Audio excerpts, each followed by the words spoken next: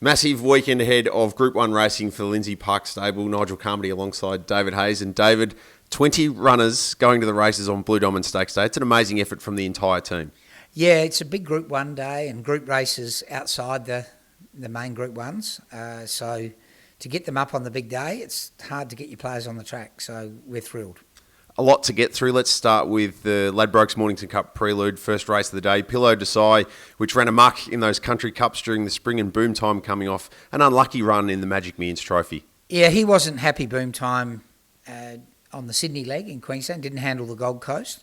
So if you take that run away, his form's very good. He is carrying plenty of condition, and I'd be pleasantly surprised if he'd step up here, but it won't be long till he hits his form. He's a pretty competitive horse down here in Melbourne.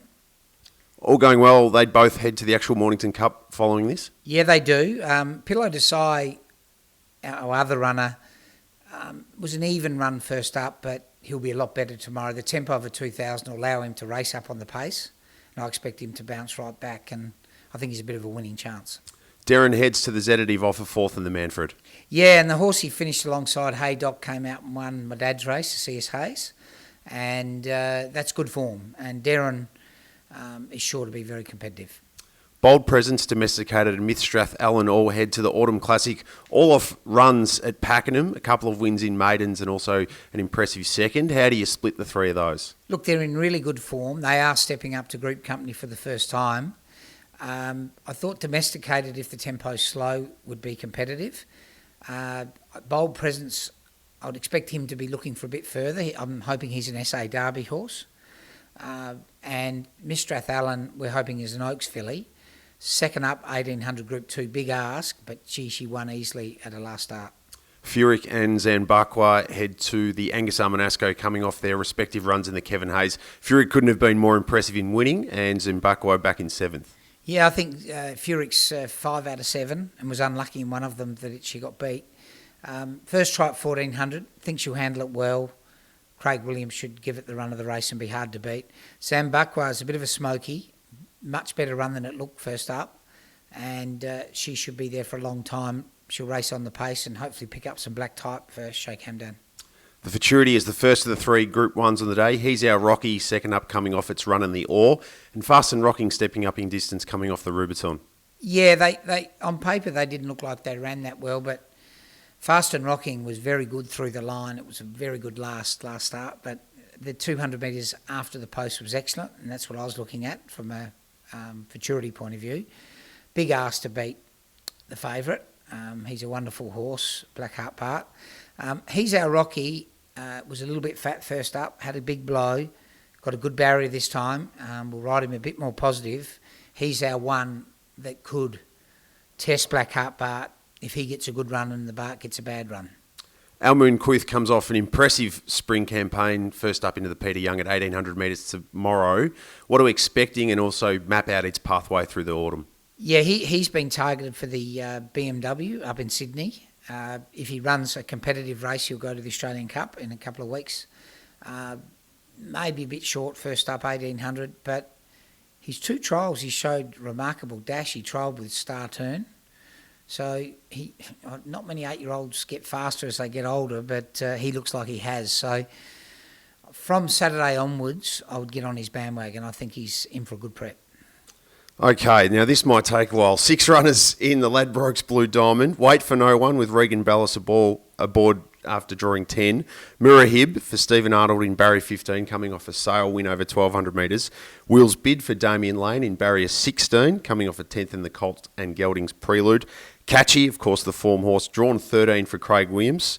Formality for Ryan Moore, who comes down for the Coolmore operation after winning the Chairman Stakes.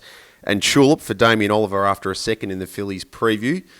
An interesting array of gates, an interesting array of runners. How do we split the 6 of them? And I'm interested to know how you and the other rest of the Lindsay Park team are actually going to watch the race tomorrow. Are you going to zero in on a couple of runners specifically, or do you just let it unfold? I'm going to try and do the Greg Miles and look at them all and just let it unfold.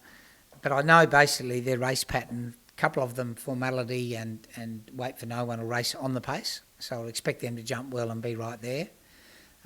The two colts, Will's Bid and Moorahib, I think they're very, very good colts.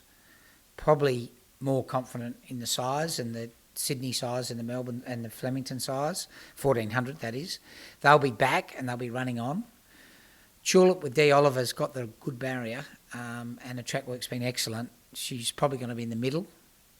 Hopefully Catchy will be on her back. And I don't know if I've missed anything. So I'd say I'll have two up the front, two in the middle and two at the back. So I'll watch it in sections.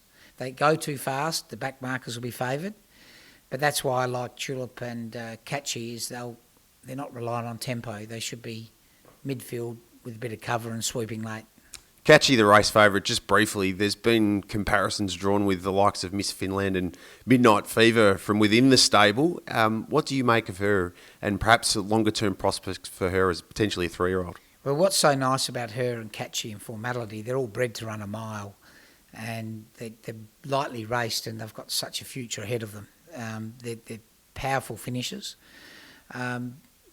Catchy reminds Craig Williams of Miss Finland, and Gary Fennessy, who's been in the business for 50 years and been around all Dad's good horses and a lot of mine, he thinks she's very similar to Midnight Fever, who won the race a couple of decades ago and was an outstanding filly owned by Robert Sangster. So if she's somewhere in between, we'll take it.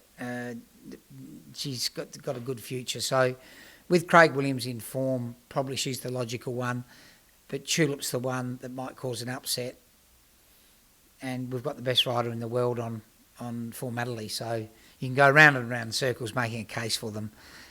But I'd probably end up tipping Catchy, but not confident. Regardless, let's hope one of the 6 add their frame to this wall of fame here at the Lindsay Park Stables at Flemington. The Group 1 chances don't end there. In the Oakley Plate, you've got 3 runners and 3 reasonable chances as well. Miss Promiscuity comes in first up with blinkers. Scheidel, a superb spring, really unlucky not to win the Winterbottom in Perth. And speaking of an amazing rider, you've got Joe Moreira engaged in that race as well. And Fartanar, after being scratched at the barriers for the Lightning last week, looks pretty well in at the weights for an Oakley Plate. Yeah, he's Blinker's first time, and he'll jump out of the ground. They might have done us a favour by scratching him because he's so well in at the weights. Talented horse. But Scheidel's the stable elect. If you look at her form out of Perth, Terra Vista, Malagira, she did all the work in front and beat them. It's back to handicap conditions, good barrier, great jockey. I'm pretty confident she's well over the odds. Best of the day at Caulfield? I like Scheidel each way, and I think Pillow Desai will bounce back and find his Country Cup form. And for all the runners at Caulfield tomorrow, a reasonable team engaged at Moonee Valley tonight, just quickly touching on a couple of the better chances there. I like Athena Lash, she was very good first up. And then there's an Oconee filly called Hear the Chant, resuming in the Typhoon Tracy, a tough race, but she's got a good gait, and if she runs to a trial, she'll finish first 3. Well, all the best for a massive day. It's been obviously a day that the stables had an amazing affinity with, particularly winning those 4 Blue Diamonds in a row. All the best.